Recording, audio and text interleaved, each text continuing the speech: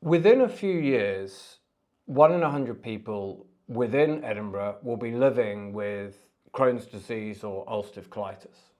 Not just Edinburgh, Scotland, the United Kingdom, across Europe, North America, Australia, New Zealand, and in fact, very quickly, all countries as they westernise, this will be the case. Now, for many of these people, life will be normal. The disease is under good control, either with medicine or without. But unfortunately, for a significant number of people, inflammatory bowel disease can have a very marked impact on life. It's Thursday, April the 18th, and I've just finished the all-day IBD clinic here in Edinburgh.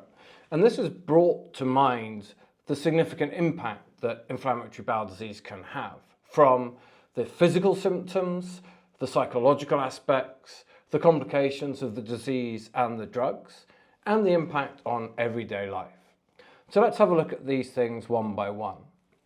The physical symptoms classically affect the gut, of course, so diarrhea, blood, urgency, abdominal pain, discomfort, nausea or vomiting, sweats and fevers, but also other parts of the body. So we have the classic extraintestinal manifestations affecting mouth, skin, joints and eyes, for example.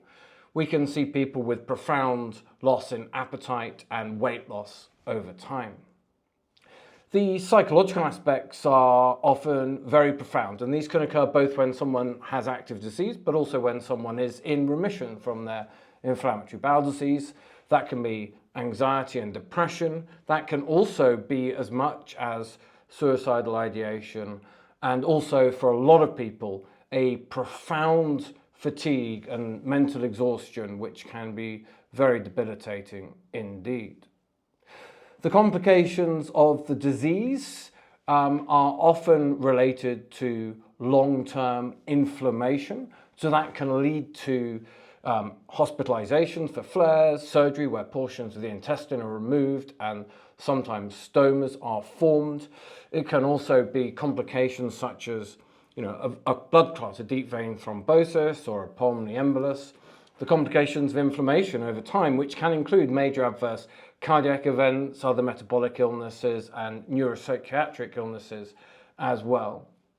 But also complications from the drugs, and we can see that from everything from steroids to classic immunosuppressants, all the way through to some of the newer, more targeted therapies that we're using. Although the therapies that we're getting are typically getting much better, more effective, and with more favorable safety profiles.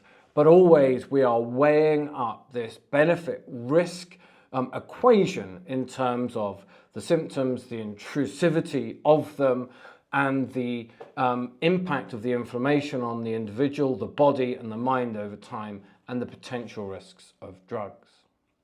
But then this final bit, which is always striking to me sitting in clinic, which is the impact that inflammatory bowel disease can have on someone's everyday life. And that can be simple things, or perhaps not so simple, like spending much more time in the bathroom, which can of course affect all aspects of life, impacts on studies, on work, including absence and choice of job, relationships, intimacy, sex life, family planning and pregnancy can all be affected. And for many individuals, food choices, which may be restricted to manage or avoid flares or have other impact indeed. For a newly diagnosed person with inflammatory bowel disease, I always like to start with a message of hope. If we can diagnose the illness early and get on control of it with medical therapy, we can hope to alleviate nearly all of these symptoms, and as I discussed the other day through our goals of therapy, get to a point of a completely healed intestine, but also absence of disability and a normal quality of life. And indeed, that's where we are looking for, but please, for all of us to bear in mind the impact that this can have on an individual person's life can be very profound indeed. Thanks for following on. Do hit the subscribe on the YouTube button so that you'll get alerted every day when these new videos are posted. I look forward to receiving further comments about ideas for topics as we go along, and I look forward to joining you tomorrow for the next instalment. Until then, goodbye.